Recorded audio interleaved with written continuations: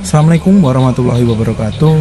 Kami dari kelompok 4 ingin mempresentasikan mengenai tantangan ekonomi dan instabilitas politik di Sudan.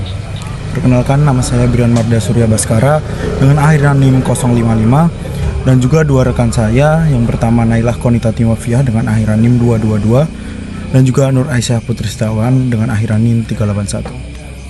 Sudan terletak strategis di persimpangan Afrika, Sub-Sahara, dan Timur Tengah. Dengan wilayah geografis yang kaya, namun beragam dari gurun di utara hingga lahan pertanian subur di sekitar Sungai Nil dan wilayah pertanian Gezira. Negara ini berbatasan dengan 7 negara dan menjadi titik pertemuan Sungai Nil putih dan biru di Khartoum. Potensi agraria Sudan besar, tetapi terganggu oleh konflik yang berkepanjangan yang menghambat pembangunan dan stabilitas nasional. Sejak kemerdekaannya, Sudan terus dihantui oleh konflik internal berkepanjangan, termasuk 2 perang saudara besar dan konflik di wilayah Darfur dan Nil. Pemisahan Sudan Selatan pada 2011 menghilangkan sebagian besar pendapatan minyak negara, menyebabkan guncangan ekonomi besar. Dampaknya termasuk menurunnya pertumbuhan ekonomi, inflasi tinggi, dan lonjakan harga bahan bakar yang memicu demonstrasi besar pada 2013. Ketidakpuasan yang terus memperburuk menyebabkan gelombang protes pada 2018 dan penggulingan Presiden Omar al-Bashir pada 2019. Pemerintah transisi yang dibentuk kemudian mencoba melakukan reformasi dan mencapai perdamaian, menghasilkan perjanjian damai Juba pada 2020. Namun, kudeta militer pada 2021 kembali membekukan proses transisi. Upaya pemulihan politik pada 2022 hingga 2023 melalui perjanjian kerangka politik gagal akibat kebuntuan di antara militer. Konflik yang pecah pada 2023 telah memicu krisis kemanusiaan besar di Sudan. Infrastruktur hancur, ekonomi lumpuh, dan hampir 13 juta orang mengungsi. Lebih dari separuh penduduk menghadapi kelaparan akut, dan sistem pelayanan kesehatan hampir kolaps. Ekonomi negara yang mengalami kemunduran puluhan tahun menghapus banyak kemajuan pembangunan sebelumnya. PBB memperkirakan sekitar 9 juta orang yang beresiko mengalami kelaparan parah dan telah meluncurkan rencana bantuan senilai 6 miliar US dollar untuk merespons situasi darurat ini. Dukungan internasional sangat dibutuhkan untuk memulihkan stabilitas dan meringankan penderitaan rakyat Sudan ini. Hal ini yang membuat Sudan mengalami krisis kemanusiaan panjang. Sudan memiliki tantangan ekonomi dan politik yang sangat berat. Dalam paper ini, kita dari kelompok 4 mengkaji mengenai tantangan ekonomi dan politik secara konsep maqasid syariah. Konsep ini berdasar pada pandangan ulama yang menjabarkan suatu permasalahan melalui 5 poin terkait memelihara jiwa, agama, akal, keturunan, dan harta. Permasalahan Sudan mengenai tantangan ekonomi dan instabilitas politik akan dibahas melalui konsep di atas serta solusi dari poin tersebut.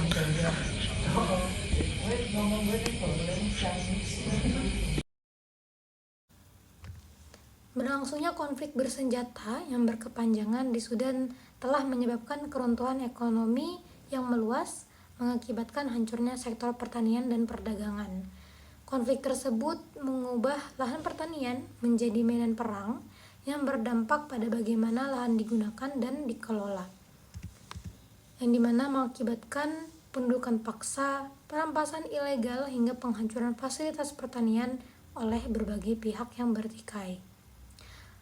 Hal tersebut juga mengakibatkan perampasan tanah sistematis untuk proyek penambangan emas ilegal serta pertanian komersial besar yang mengabaikan hak-hak petani lokal dan komunitas setempat. Di sisi lain, konflik tersebut juga mengakibatkan bisnis terhenti dan masyarakat kehilangan akses terhadap uang tunai serta komunikasi yang menghambat aktivitas ekonomi masyarakat, di mana harga pangan melonjak drastis hingga 73%, lebih tinggi dari tahun sebelumnya, yang sebagian besar diakibatkan oleh devaluasi mata uang. Dampak ini menjalar hingga ke negara tetangga seperti Sudan Selatan dan Chad, sehingga memperburuk masalah kelaparan karena terganggunya perdagangan lintas batas dan perpindahan massal penduduk. Melalui data FAO menunjukkan produksi sereal turun hampir setengah dari tahun sebelumnya dan jauh di bawah rata-rata 5 tahun, sehingga akses terhadap pupuk dan bahan bakar sangat terbatas karena harga yang tak terjangkau. Hal tersebut tentu berpengaruh terhadap kemampuan Sudan untuk mengimpor bahan pangan yang sangat terbatas dan memperparah krisis tersebut, di mana harga biji-bijian pokok melonjak 2 kali lipat dari tahun lalu dan diperkirakan terus meningkat karena beberapa faktor utama, seperti tingginya tingkat utang eksternal negara menyebabkan beban pembayaran utang yang besar.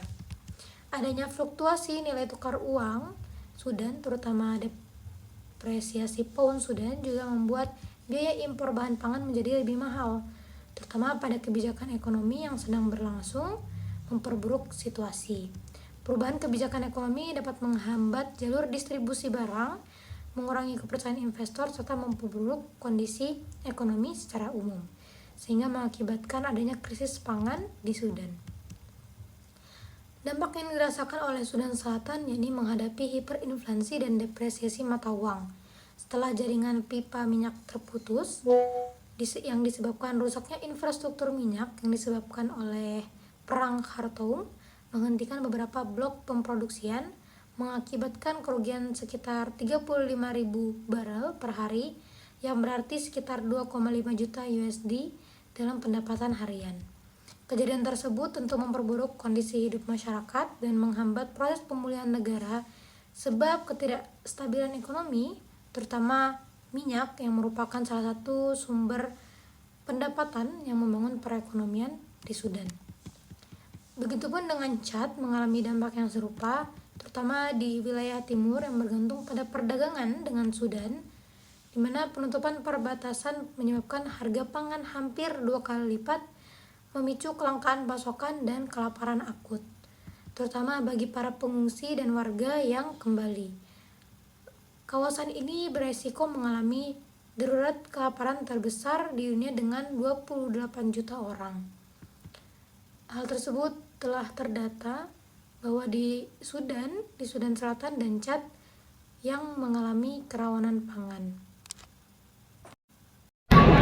Oke, baik. Jadi, pada dasarnya Sudan ini mengalami ketidakstabilan politik akibat konflik internal, krisis ekonomi, dan juga kegagalan transisi demokrasi, yang mana ketegangan dengan Sudan Selatan, demonstrasi besar pada 2018, serta penggulingan Presiden Omar Basir pada 2019 ini menjadi salah satu pemicu utamanya dari adanya konflik di Sudan ini. Nah, upaya untuk membentuk pemerintahan transisi ini pada akhirnya pun gagal karena adanya perpecahan antara militer dan sipil, yang mana nantinya itu setelahnya diperparah oleh konflik bersenjata antara SAF dan RSF paramiliter sejak 2021.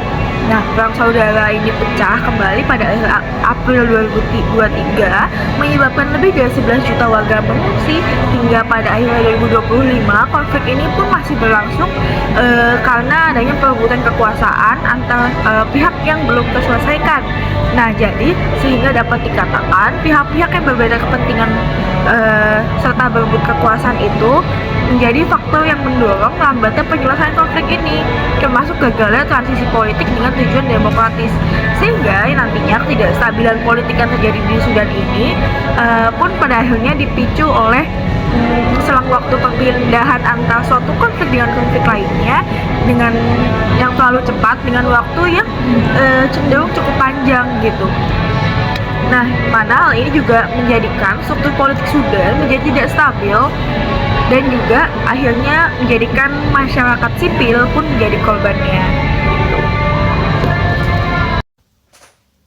Implementasi konsep makosid syariah pada tantangan ekonomi yang dialami Sudan memiliki keterkaitan terhadap 3 poin, yakni hifzun nafs, hifzun mal, dan hifzun nasab, yang dimana salah satu tujuan yang paling utama adalah hifzun nafs, menjaga keselamatan jiwa manusia. Konflik yang berkepanjangan telah menghancurkan sektor pertanian, memaksa petani meninggalkan ladang mereka hingga menghentikan aktivitas ekonomi. Situasi ini tidak hanya membahayakan keberlangsungan hidup mereka dikarenakan permasalahan ekonomi yang sedang berlangsung, tetapi juga mengancam jiwa jutaan orang yang menghadapi kelaparan akut. Pada saat yang sama, hifdzul mal, yaitu menjaga harta dan penghidupan, turut terdampak, di mana konflik yang terjadi telah menghancurkan lahan-lahan pertanian, menghentikan perdagangan dan mendorong masyarakat ke dalam kemiskinan yang akut. Hancurnya aset produktif seperti lahan pertanian, hilangnya mata pencaharian, serta depresiasi mata uang yang merugikan rakyat kecil juga menunjukkan betapa nilai harta masyarakat tidak terlindungi. Dan yang perlu diperhatikan adalah terancamnya hifdzun nasab, yaitu keberlangsungan dan keselamatan generasi, di mana pada efek dari konflik tersebut, anak-anak tumbuh dalam situasi gizi buruk yang disebabkan karena krisis pangan yang terjadi, hidup tanpa pendidikan yang layak, serta trauma yang diakibatkan dari konflik yang terjadi. Maka, generasi mendatang akan mewarisi luka yang dalam dan keterbatasan yang berat.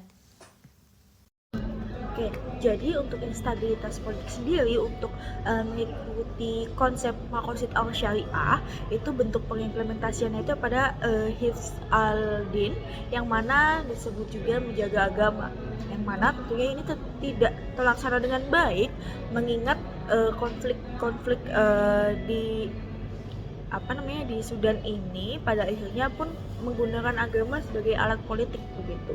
Jadi hal-hal atau poin-poin kebaikan yang seharusnya diberikan oleh dari agama itu malah disalahgunakan untuk membawa opini publik atau membungkam publik agar bisa mengikuti atau mempertahankan pemerintahan atau kekuasaan milik Presiden Omar al-Bashir pada masa itu. Jadi memang pada dasarnya pengimplementasian hifz al-din ini memang tidak benar-benar tercapai sepenuhnya.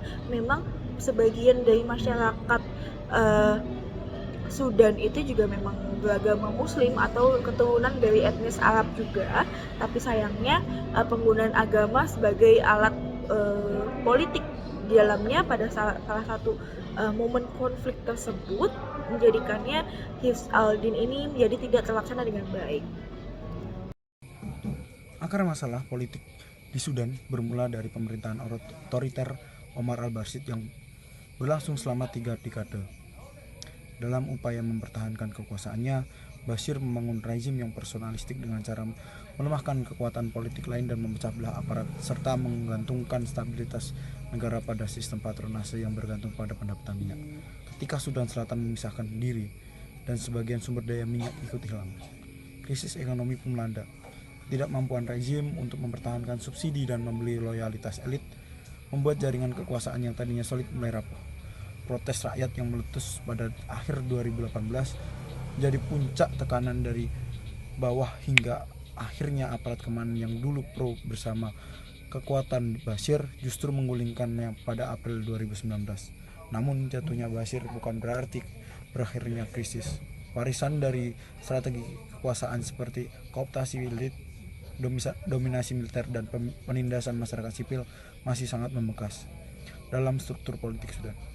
Upaya transisi pemerintahan sipil masih dibayangi oleh kekuatan militer yang enggan melepas pengaruh. Aparat keamanan yang dahulu dikendalikan Bashir kini menjadi kekuatan politik tersendiri, seringkali menjadi penghalang dalam proses demokratisasi. Krisis Sudan menunjukkan bagaimana sebuah rezim yang tampak stabil dapat runtuh jika bergantung pada patronase dan sumber daya alam, serta bagaimana ketidakseimbangan antara kekuasaan sipil dan militer dapat terus memperpanjang instabilitas politik. Konflik bersenjata yang pecah pada April 2023 di Sudan antara angkatan bersenjata yang dipimpin oleh Jenderal Al-Fatah dan kelompok paramiliter atau Rapid Support Force yang dipimpin oleh Mohamed Hamdan Dagalo berakar pada ketegangan politik dan ekonomi yang berlangsung lama.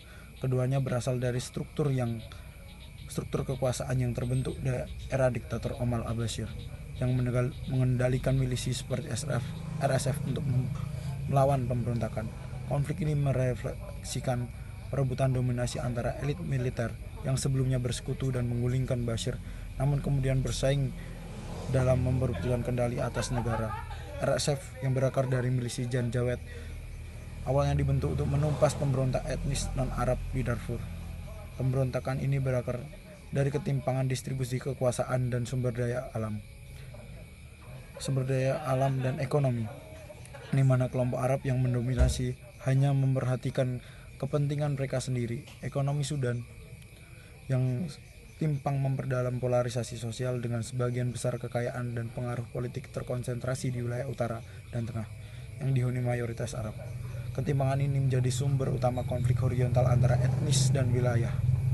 Secara ekonomi, konflik juga ikut dengan upaya penguasaan aset strategis oleh RSF seperti tambang emas, jalur distribusi logistik, dan sumber air, terutama di Darfur.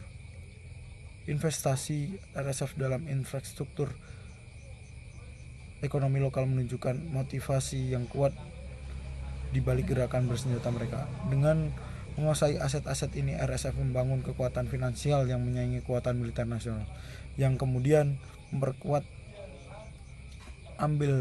ambisi politiknya untuk merebut kekuasaan. Akar konflik Sudan tidak dapat dilepaskan dari sejarah marginalisasi etnis dan ketimpangan ekonomi politik yang berlangsung selama puluhan tahun. Ketika transisi menuju pemerintahan sipil gagal, peluang perdamaian pun tertutup, dan negara terus terjebak dalam siklus kekerasan antar faksi bersenjata selama para pemimpin bersenjata tetap menguasai akses terhadap sumber daya ekonomi dan politik akuntabilitas. Konflik kemungkinan akan terus berlanjut memperparah dan krisis kemanusiaan akan menghambat pembangunan Sudan ke depannya. Solusi menurut perspektif Islam yang dapat digunakan dalam menangani konflik tersebut. Konflik yang berkepanjangan di Sudan tidak hanya menciptakan penderitaan fisik dan ekonomi bagi rakyatnya, tetapi juga telah menggerus nilai-nilai kemanusiaan yang dijunjung tinggi dalam Islam. Dalam ajaran Islam, menyelesaikan pertikaian dan menjaga perdamaian adalah tanggung jawab bersama umat.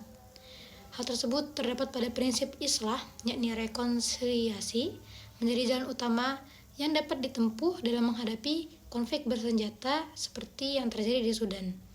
Islam menekankan pentingnya mencari solusi damai melalui dialog yang adil dan terbuka, tanpa kekerasan, sehingga para pemimpin militer baik dari SAF maupun RSF harus menempatkan kepentingan rakyat di atas ambisi kekuasaan pribadi dan menghentikan pertumpahan darah yang merugikan umat serta masa depan negaranya. Perlindungan terhadap rakyat sipil juga harus menjadi prioritas utama. Islam sangat menjunjung tinggi hak hidup, keamanan, dan martabat setiap manusia. Dalam peperangan pun, Islam memiliki aturan bahwa larangan untuk membunuh anak-anak, perempuan, orang tua, serta menghancurkan fasilitas umum seperti rumah sakit dan sekolah. Sudan memerlukan struktur kekuasaan yang transparansi, akuntabel, dan inklusif. Selama kekuasaan hanya dikuasai oleh kelompok tertentu tanpa mempertimbangkan aspirasi rakyat secara luas, maka konflik akan terus berulang. Islam mendorong pemerintahan yang melibatkan syura, yakni musyawarah, keadilan, dan pengawasan publik sebagai prinsip utama dalam pengelolaan negara. Dengan mengembalikan prinsip-prinsip dasar Islam dalam tata kelola politik dan sosial Sudan memiliki peluang untuk keluar dari krisis dan membangun masa depan yang lebih adil, damai, dan bermartabat bagi seluruh rakyatnya.